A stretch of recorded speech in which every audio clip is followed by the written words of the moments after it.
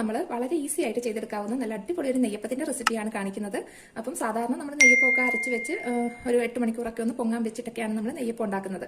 അപ്പോൾ അങ്ങനെ ഒരു നെയ്യപ്പത്തിന്റെ റെസിപ്പി ഞാൻ ഇതിന് മുന്നേ ഇട്ടിട്ടുണ്ട്. ഇന്നിപ്പോൾ കാണിക്കുന്നതെന്ന് പറഞ്ഞാൽ നമ്മൾ അരി അരച്ച് ഉടനെ തന്നെ നമുക്ക് ചുട്ടെടുക്കാവുന്ന നല്ല സോഫ്റ്റ് ആയിട്ടുള്ള ഒരു നെയ്യപ്പത്തിന്റെ റെസിപ്പിയാണ്. നമ്മൾ തീർച്ചയായിട്ടും ട്രൈ ചെയ്ത് നോക്കണം. അപ്പോൾ എങ്ങനെയാണ് നമുക്ക് നെയ്യപ്പം തയ്യാറാക്കി എടുക്കുന്നതെന്ന് നോക്കാം. ഞാനിവിടെ 1 കപ്പ് പച്ചരി എടുത്ത് കഴുകി ഒരു 4 മണിക്കൂർ കുതിരാൻ വെച്ചതിന് ശേഷം ഊറ്റിയെടുത്ത് വെച്ചേക്കുന്നതാണ്. അപ്പോൾ പച്ചരി എടുക്കുമ്പോൾ നമ്മൾ ലെവൽ അളവാണ് എടുത്തേക്കുന്നത്. അപ്പോൾ ഇതിപ്പോൾ ഇവിടെ നല്ലതുപോലെ കുതിർന്ന് കിട്ടിയിട്ടുണ്ട്. ഇനി ഇത് നമുക്ക് ഒരു മിക്സിയുടെ ജാറിലേക്ക് ഇട്ട് കൊടുക്കാം. ഇതിന്റെ കൂടെ തന്നെ ഒരു 1/4 കപ്പ് അളവ് ചോറ് എടുത്തിട്ടുണ്ട്. അപ്പോൾ ചോറ് നമ്മൾ എടുത്തേക്കുന്നത് നിറഞ്ഞ അളവാണ്, വടിച്ച അളവിലല്ല എടുത്തേക്കുന്നത്. ഇതുപോലെ നിറച്ചെടുക്കുക. ഇനി ഒരു 1/2 കപ്പ് ചിരകിയ തേങ്ങ എടുത്തിട്ടുണ്ട്. അത് നമ്മൾ 1/2 കപ്പ് നിറച്ചാണ് എടുത്തേക്കുന്നത്. അത് നമുക്ക് ഇട്ട് കൊടുക്കാം. ഇനി ഇതിലേക്ക് ഒരു 3 ടേബിൾ സ്പൂൺ മൈദയാണ് എടുത്തേക്കുന്നത്. അതും കൂടി ചേർത്ത് കൊടുക്കാം. കൂടെ തന്നെ ഒരു 3 ഏലക്കയും കൂടി ഇട്ട് കൊടുക്കാം. കുറച്ച് ഉപ്പിട്ട് കൊടുക്കാം. ഇനി ഇത് നമ്മൾ ശർക്കര നീരിലാണ് അരച്ചെടുക്കുന്നത്. അപ്പം ഞാനിവിടെ 150 ഗ്രാം ശർക്കര 1/2 കപ്പ് വെള്ളം ഒഴിച്ച് ഉരുക്കിയിട്ട് അരിച്ചെടുത്ത് വെച്ചേക്കുന്നതാണ്. അരിച്ചെടുത്ത് വെക്കുമ്പോൾ ഇതിന്റെ അളവെന്ന് പറയുന്നത് 1 കപ്പ് നിറച്ചില്ല, ഒരു 1-1.5 ടേബിൾ സ്പൂൺ അളവ് കുറവാണ് ഉള്ളത്. അപ്പോൾ ഇതിൽ നിന്നും കുറച്ച് നമുക്ക് ഒഴിച്ചു കൊടുത്തിട്ട് ഇതൊന്ന് അരച്ചെടുക്കാം. അപ്പോൾ അരയ്ക്കുമ്പോൾ അങ്ങ് വല്ലാണ്ട് മഷി പോലെ അരയേണ്ട, ഒരു ചെറിയ തരിതരിപ്പോട് കൂടി വേണം നമ്മൾ അരച്ചെടുക്കാനായിട്ട്.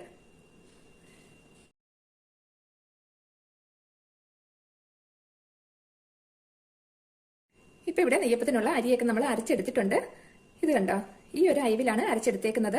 അപ്പം ഇതുപോലെ കുറച്ച് തരിതരിയായിട്ട് ഉണ്ടാവണം. നമ്മൾ വല്ലാണ്ട് അങ്ങ് സ്മൂത്ത് ആയിട്ട് അരച്ചെടുക്കണ്ട. അപ്പൊ ഇനി ഇത് നമുക്ക് വേറൊരു പാത്രത്തിലേക്കൊന്ന് ഒഴിച്ചു വെക്കാം. അപ്പൊ നമ്മൾ എടുത്തു വെച്ച ശർക്കര നീരിൽ കുറച്ച് ഇത്രയും കൂടി നമുക്ക് ബാലൻസ് ഉണ്ട്. അപ്പൊ അത് നമുക്ക് ഇനി വേണമെങ്കിൽ മാത്രം ചേർത്ത് കൊടുത്താൽ മതി. ഇത് നമുക്കൊന്ന് നന്നായിട്ട് മിക്സ് ആക്കിയൊക്കെ നോക്കി വേണമെങ്കിൽ മാത്രം ചേർത്ത് കൊടുക്കാം. അതിനു മുമ്പ് നമുക്ക് ഇതിലേക്ക് ഒരു പിഞ്ച് സോഡാപ്പൊടി എടുത്തിട്ടുണ്ട്. അതും കൂടി ഇട്ട് കൊടുക്കാം. അപ്പൊ ഈ സോഡാപ്പൊടിയും കൂടി ചേർത്തിട്ട് നമുക്കിത് നല്ലതുപോലെ ഒന്ന് മിക്സ് ആക്കി നോക്കാം. ഇപ്പൊ ഇവിടെ നമ്മൾ നല്ലതുപോലെ ഇത് മിക്സ് ആക്കി എടുത്തിട്ടുണ്ട്. ഇത് കണ്ടോ, ഈ ഒരു അയവിലാണ് നമ്മുടെ ബാറ്റർ ഇരിക്കേണ്ടത്. അപ്പൊ ഇതിപ്പം കറക്റ്റ് അളവിലാണ് ആക്കിയേക്കുന്നത്. അപ്പൊ ഈ ബാക്കിയുള്ള ശർക്കര നീര് നമുക്ക് ഇതിലേക്ക് ചേർക്കേണ്ട ആവശ്യമില്ല. അപ്പൊ ഇനി ഇത് നമുക്കൊന്ന് മാറ്റി വെക്കാം. ഒരുപാട് സമയമൊന്നും വെക്കണ്ട. നമുക്ക് ഇതിന്റെ അകത്തേക്ക് ചേർക്കേണ്ട തേങ്ങാ കൊത്തൊക്കെ ഒന്ന് വറുത്തെടുക്കുന്ന അത്രയും സമയം മാത്രമേ ഇതൊന്ന് റെസ്റ്റ് ചെയ്യാനായിട്ട് വെച്ചാൽ മതി. നെയ്യപ്പത്തിലേക്ക് ചേർക്കാൻ വേണ്ടിയിട്ട് ഞാനിവിടെ കുറച്ച് തേങ്ങ ഇതുപോലെ കനം കുറച്ച് അരിഞ്ഞെടുത്ത് വെച്ചിട്ടുണ്ട്. അതുപോലെ തന്നെ 1 ടേബിൾ സ്പൂൺ കറുത്ത എള്ളും എടുത്തിട്ടുണ്ട്. അപ്പൊ ഇനി നമുക്ക് ഒരു പാനിലേക്ക് ഒരു 3 ടേബിൾ സ്പൂൺ നെയ്യ് ഒഴിച്ചൊന്ന് ചൂടാക്കി എടുക്കാം. ഇപ്പൊ ഇവിടെ നെയ്യ് നല്ലതുപോലെ ചൂടായിട്ടുണ്ട്. നമുക്ക് അരിഞ്ഞു വെച്ചിരിക്കുന്ന തേങ്ങ കൊത്തിതിലേക്ക് ഇട്ട് നല്ല ഒരു ഗോൾഡൻ കളറിൽ മൂപ്പിച്ചെടുക്കാം. ഇപ്പൊ ഇവിടെ തേങ്ങ നല്ലതുപോലെ മൂത്ത് കിട്ടിയിട്ടുണ്ട്. ഈ ഒരു കളർ ആകുമ്പോൾ നമുക്ക് ഫ്ലെയിം അങ്ങ് ഓഫ് ചെയ്യാം. ഇതിലേക്ക് എടുത്തു വെച്ചിരിക്കുന്ന എള്ളും കൂടി ചേർത്ത് ഒന്നും കൂടി നമുക്ക് ഇളക്കി കൊടുക്കാം. അപ്പം ഈ ഒരു ചൂട് മതി എള്ള് നമുക്ക് മൂത്ത് കിട്ടാനായിട്ട്. ഇനി ഇത് നമുക്ക് തണുക്കാനായിട്ടൊന്ന് വെയിറ്റ് ചെയ്യാം. തണുത്തതിന് ശേഷം വേണം നമ്മൾ അരച്ചു വെച്ചിരിക്കുന്ന നെയ്യപ്പത്തിന്റെ ബാറ്ററിലേക്ക് ചേർത്ത് കൊടുക്കാനായിട്ട്.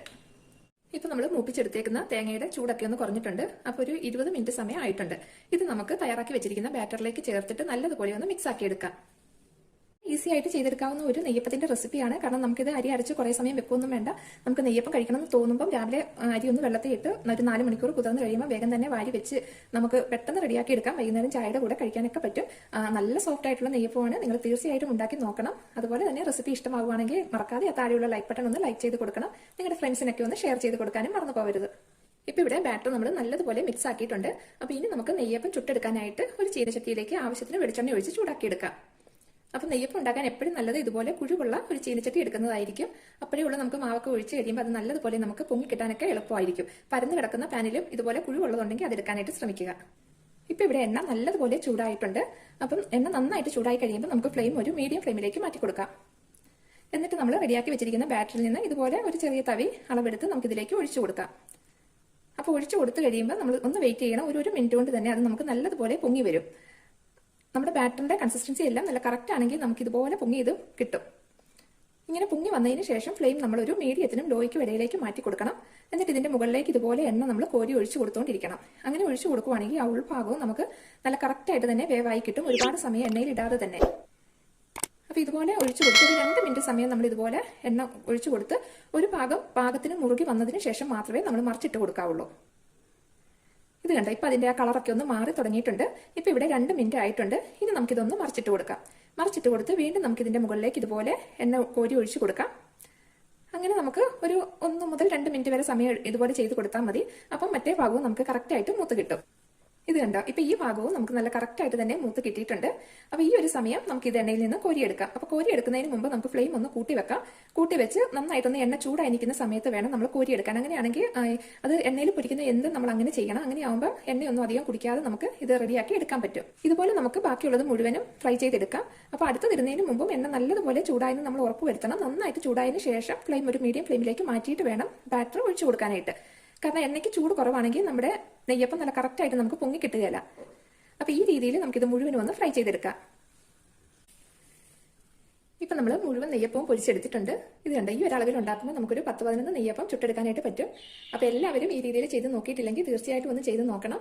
നല്ല സോഫ്റ്റ് ആയിട്ടുള്ള നെയ്യപ്പമാണ്, അതുപോലെ തന്നെ നല്ല ടേസ്റ്റുമാണ്. അപ്പൊ ഈ റെസിപ്പി നിങ്ങൾക്ക് ഇഷ്ടമായിട്ടുണ്ടെങ്കിൽ ലൈക്ക് ചെയ്യാനും അതുപോലെ തന്നെ ചാനൽ സബ്സ്ക്രൈബ് ചെയ്യാനും വിട്ടുപോകരുത്. ഇൻഷാ അല്ലാഹ് നമുക്ക് പുതിയൊരു റെസിപ്പിയുമായി വീണ്ടും കാണാം.